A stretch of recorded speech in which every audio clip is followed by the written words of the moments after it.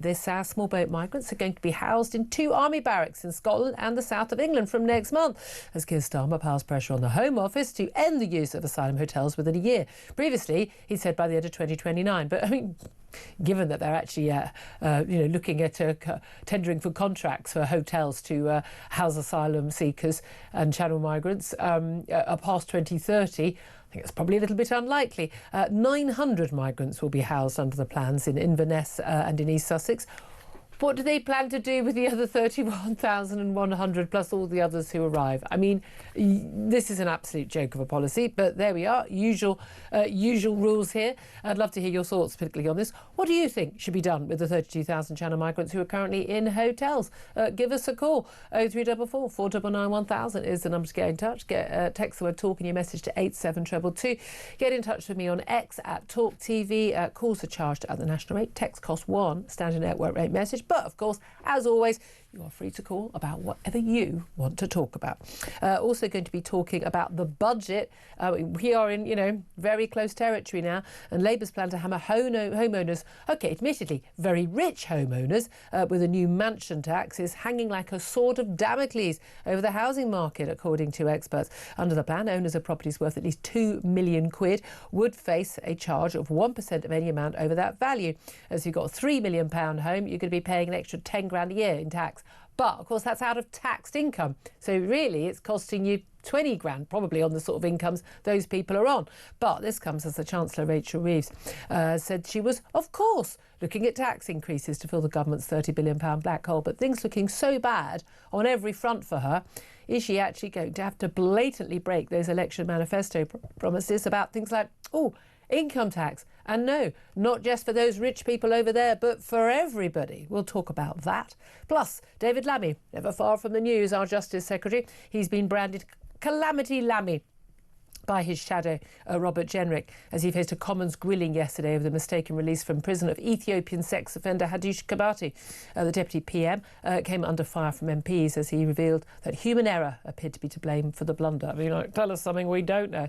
And a protester heckled the King about Prince Andrew during a cathedral visit on Monday.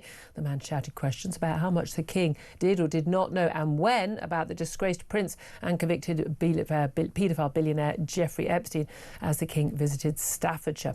Also, of course, ongoing issues over where Prince Andrew's going to live and why disgraced royals and who've lost all their other titles other than Prince should be given a grace and favour mansion at all. But there we are. It's amazing how many properties there are on the Windsor estate, isn't it? Anyway, 6 minutes past 10 is the time now. Delighted to welcome the editor of Spiked Online, Tom Slater, to the show, as I regularly do on a Tuesday. Morning to you. Morning.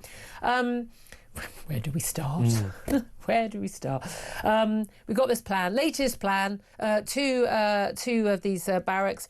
These are in Inverness and in East Sussex. A total of 900 migrants could be housed in them by the end of next month. They're going to be the first of up to 10,000 migrants who the Home Office is hoping to house on military sites, working with the MOD to find several more disused sites. But I certainly know one of these sites, I think the one in Inverness, is actually possibly the East Sussex one is actually.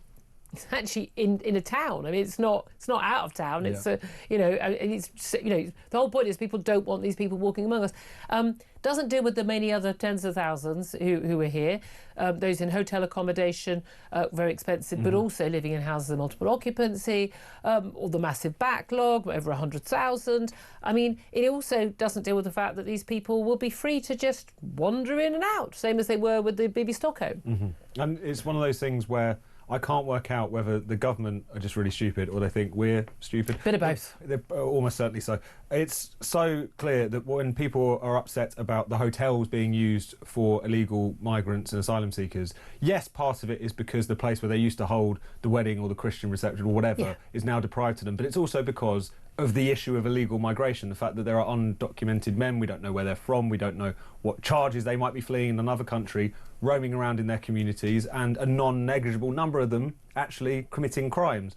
The idea that you just and I don't know them. what number would be an acceptable number. No, exactly, because I don't well, it was just one even... 14-year-old who was sexually abused. And this is what people don't want to put up with. So the idea that the government is like, OK, we've heard you, so put them in flats. or we'll put them in army barracks, or we'll do this, or we'll do that. You think, no. No, you haven't. Yeah. The issue is illegal migration. That's what people want dealt with. Just moving the issue around the country into different types of accommodation is really not going to cut it. Yeah. This is like a man who repeatedly has affairs, and his wife says, please stop having affairs. And he says, OK, well, I'll only have an affair with my mistress, but I'll do it in a hotel. Or, no, I'll do it when I'm in other countries. Like, no, that wasn't the issue. Yeah. No, the infidelity was the issue. I'm not speaking of personal experience. I need to stress that someone's going to end up in the Express or something. But genuinely, it is probably that they don't get it. And the reason, we talk about this on the show a lot, because they genuinely don't get it. This lot, Labour lot, we're talking about, the lanyard classes, they genuinely don't think it's an issue that there are a load of people who are undocumented young males from far-flung countries, from a very different culture from ours, who have completely different attitudes to women and girls, that they are coming to this country and breaking into this country illegally and being allowed to stay. They actually think that they genuinely think we're all racist and bigoted. They're thinking it's a problem. So they pretend to deal with it, and they want us to stop talking about it, because the solution is not to stop them coming in or to get rid of them. The solution is for everyone to shut the hell up. That's the solution. Same with grooming gangs, same with everything. Shut up. Just shut up. Stop talking about it, because you talking about it is the problem. And that's why they think that if they just move the problem around, people will not notice. Of course not. There is so much focus on this issue now. I remember when the hotels protests were kicking off in the summer, it was very quickly you then saw that, even when there was just a block of flats in Waterlooville, which there was talk of it being handed over to become a legal migrant asylum accommodation, there were protests almost imminently. So even if the government thinks they can get away with this, they won't be allowed to get away with it. There's too much scrutiny. But there is this view that if they're sort of out of town, that's not such an issue as, a hotel, near a secondary school like the Bell Hotel in Epping, which sparked all of this, and of course is where, this Epping migrant was housed when he sexually assaulted a 14-year-old and a woman within weeks of arriving in this country. But also, I've always said I would rather they were in I don't want them in hotels. I don't want them here at all. But I'd rather they were in hotels than they were living in a terraced house next door to me or you and near a school, and we don't know who they are. Well, my local hotel that's now an asylum hotel. When you actually go look at it, you can see straight away. Oh, it says not open to the public. Yeah. This, you can't get in. There's security guards everywhere. It's a very forbidding entrance now, instead of a hello, welcome to your local hotel. So at least you've got there's a hub. You can focus on it. You could make sure you could say to your daughters, maybe don't walk past this place. But not if they're living, at number 42 and number 38. Yeah, and that's something which has already started to happen, and also it seems like we might end up seeing more of it, particularly as the hotels becomes a hot button issue, because this is very one-dimensional way the government are looking at this problem.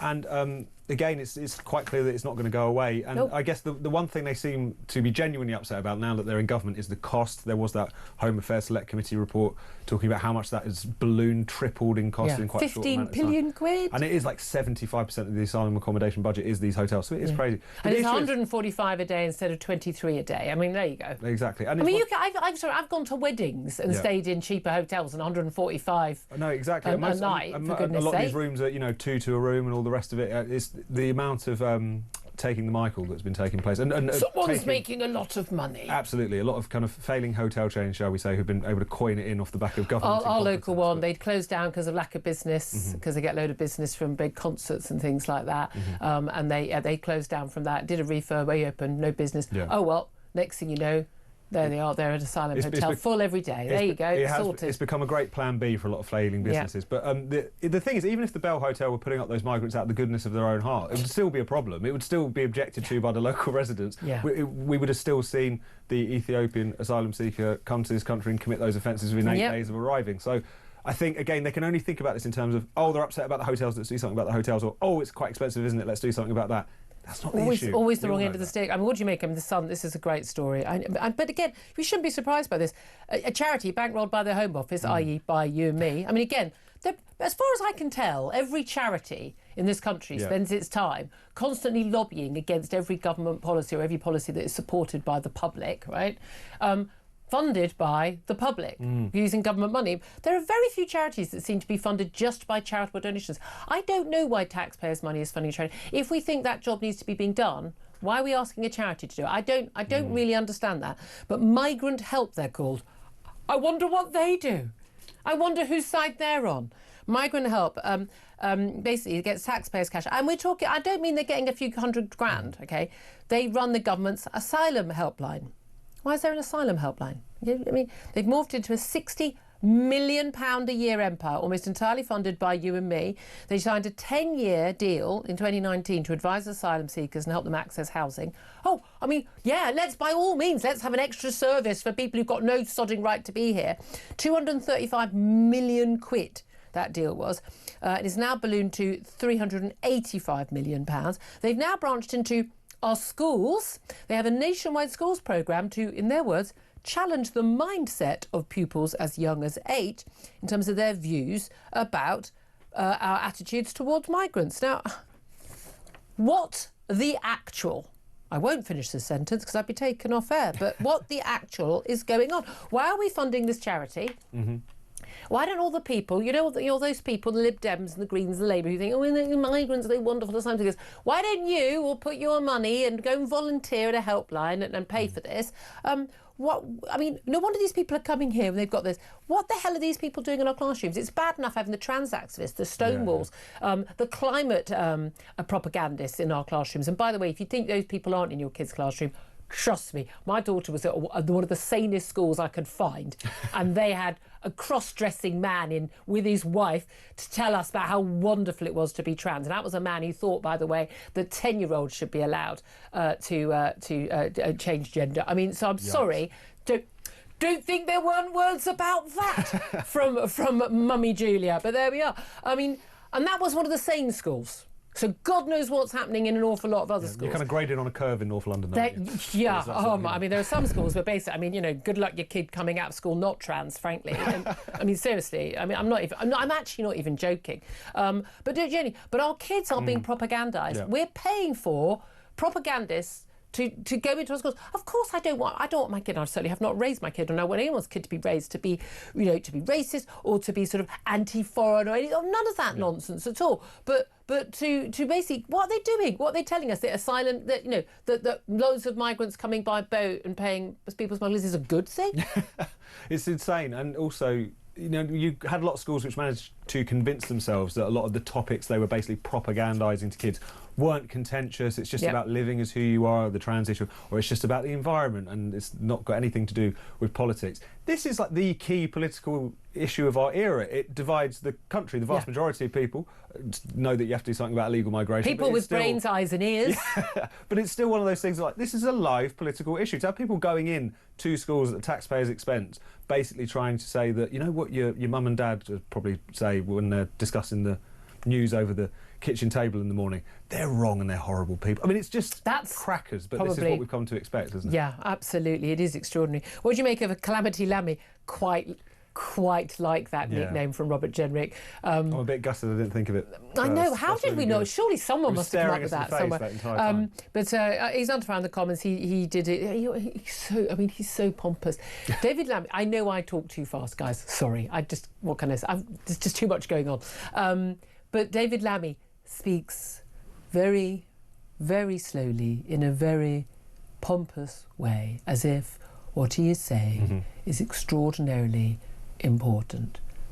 It rarely is. And he was making a statement in the Commons, and he's talked about, human error of this release of this epic sex offender by accident.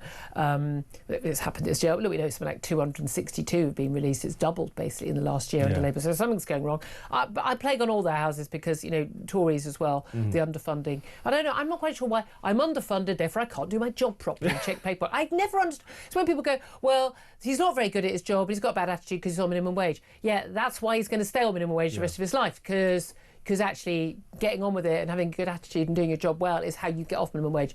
That's what most of us had to do to get off minimum wage. And yes, I've done plenty of minimum wage jobs. But I mean, some might think I should go back to them. But I mean, they're going to set up an independent probe into this mistaken release. I mean, I don't think it's fair to blame David Lammy directly as the new Justice Secretary for this. I mean, come on. I mean, I'm no fan of the man, but... I get that. I suppose the one caveat you could say is that someone somewhere should have said, look, this needs to come off without a hitch. Yeah. This is really important that there is no problems. He was like, at the time he was accidentally released, he was kind of the most high-profile sex offender in the country in many respects. People saw him out in the street in Chelmsford and instantly started recording him because they knew who he was. I mean, that's quite a giveaway, isn't it? And the fact that he actually, I'm not trying to give him any credit here, but the fact that he actually was like walking back into the prison trying to work out what was going on. Well, he was saying, she said apparently, according to Slater, but I'm supposed to be being deported. Yeah, like what's going on, where am I supposed to go? If the system is so dysfunctional, it has to rely on the sex offender doing the right thing. It's really not great. Going out on a limb. Yeah, exactly. We shouldn't be laughing about it, and yet, but we're Keystone Cops country. That's what we are, really. And that's the thing, because even though this, the human error does happen, although there's been a lot of it happening recently in the prison service, it looks like, there's also a sense in which it becomes a kind of symbol of how top to bottom the system just doesn't work. Well, I tweeted something when this came out at the weekend. Who's running the prisons, who's running justice in this country? Is it Laurel and Hardy? Lot of very angry Laurel and Hardy fans saying literally, like, you can't, don't you demean Laurel and Hardy, they do a better job. Don't drag them into this. Exactly. Let's talk about reform. Very much in the news. We had Nigel Farage yesterday having to deal with the Sarah Pochin comments, actually on this station, an interview with Peter Cardwell. And I've had some, run-ins with her as well in terms of like not knowing what the two-child benefit cap is. I'm saying with Nigel Farage as well on this issue, but she said some stupid words. I agree with them. I don't think she meant it in a racist way. I don't think she is racist. I have no idea what's in her heart, but she was it was cack-handed. Yeah. But she was expressing a concern and an irritation, I think, that a lot of people do have about the sort of the propagandising in adverts in every TV show, BBC, ITV, everyone. I mean, it's just non-stop of the sort of, this is what the country should look like, this is what is the normal, and I think people have got fed up with it. The demeaning of particularly, and the caller who'd originally made the call, it was on my show yesterday, talking about the demeaning of white men, the demonising of white men that goes on, is routine in TV shows and in adverts. And it's one of those things where you can understand why people are upset about it. You can also understand why some people would not be that bothered by it. But at the same time, to suggest that what view you take on this particular issue means you're racist or not is obviously nonsense. She could have expressed herself a bit better. She's now apologised for it. A lot better. And it's the sort of thing where I resent the idea that a politician, regardless of what political party they belong to, have a few poor choice words and then they apologise for them, but it still becomes a story for days and days and days. Yeah. I get why it gets eyeballs. I get why it creates a spicy media debate. I understand that politicians like it because they can land blows against each other, but it does demean the substance of the issue. Can we get on with can we talk about the substance? Yeah. Exactly. And again, it was interesting how often the questions yesterday at the press conference which Nigel Farage gave were, and he was obviously promising alongside one of the grooming gang victims who's been absolutely fantastic in terms of actually speaking out on this issue, and was one of those who has resigned from the body to this is Eliane Reynolds to actually oversee the national public inquiry,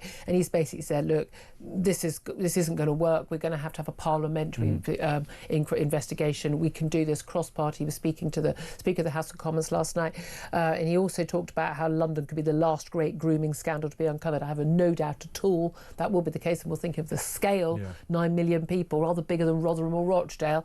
It's going to be huge. So it was rather overshadowed some of that, but that is, do you think that's a goer at all, that parliamentary route, or the fact that it's Nigel Farage proposing it means ain't going to happen? Yeah, I mean, it's one of those things where he's obviously been given a tremendous opening because of the fact that the national inquiry is just completely unravelled. And it does raise questions about, given how the Labour Party are in charge, and also just how dysfunctional and via this issue kind of corrupt the state is on this particular issue, you do wonder whether or not the national inquiry is just going to be consumed by this infighting for a long time, either because there are genuine issues with how it's being set up, or because there's just so much distrust in it because of how the victims have been treated, not just in their own cases but in the setting up of this inquiry.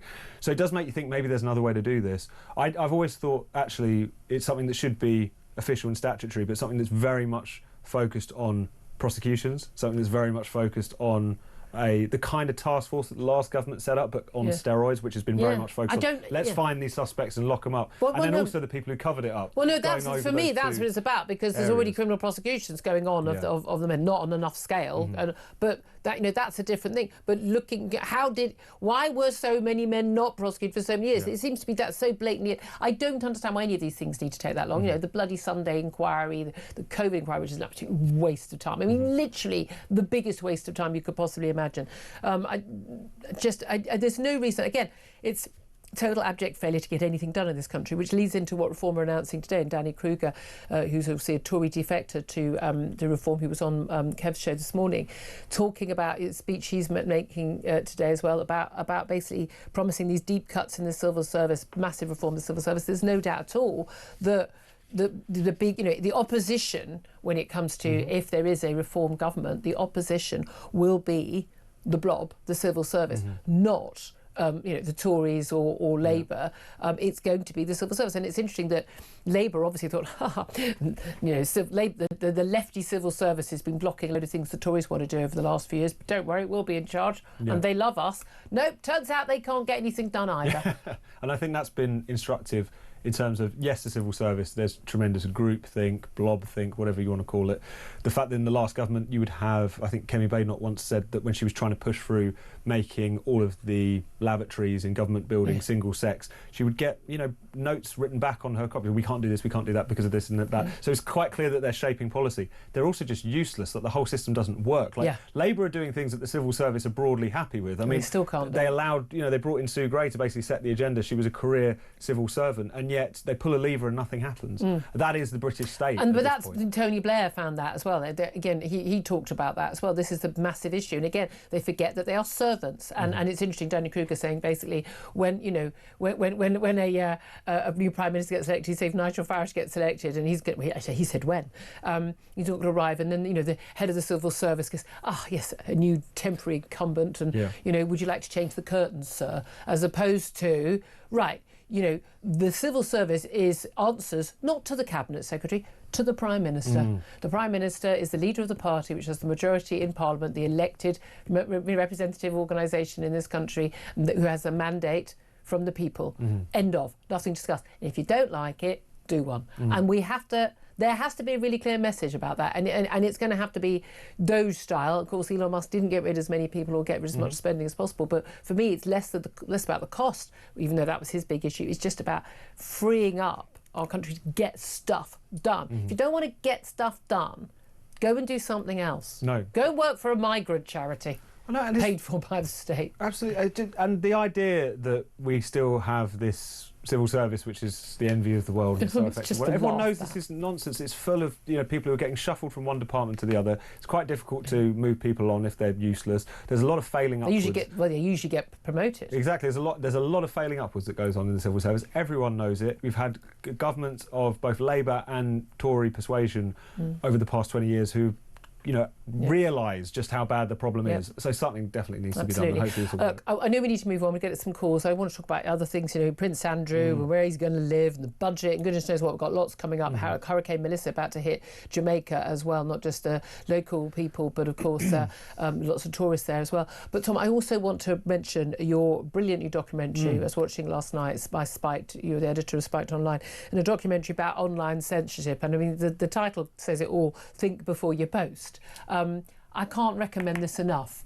It's a superb documentary. Tell us just briefly what about it. No, it's very kind of you to say. So yes, and I'm not just saying that because he's here. I'd already messaged him going, oh my God, this is so good. I'm very glad you liked it. Yes, so it's called Think Before You Post, which are those very sinister words that the government was foghorning out after Southport last year, not just telling people not to go out and commit violence, but telling people not to air their views on social media. So we just thought we'd go out and speak to the people who had that knock at the door, who had their collars felt, the Borehamwood couple who were arrested in front of their child for complaining too vigorously to their child's primary school. In a perfectly reasonable way. Exactly. Alison Pearson for that bizarre Orwellian ordeal she went through over a year-old tweet that she'd already deleted. And Jamie Michaels, a former Royal Marine from Wales, who was arrested for a video that he made after Southport saying that we need security around schools, calling for things to be done in the right way, petitioning MPs, nothing violent. He ends up being put on remand for 17 days and then acquitted by a jury of his peers in 17 minutes. So it's a kind of way to try and the human story behind this crazy situation that we found ourselves in, where 30 people are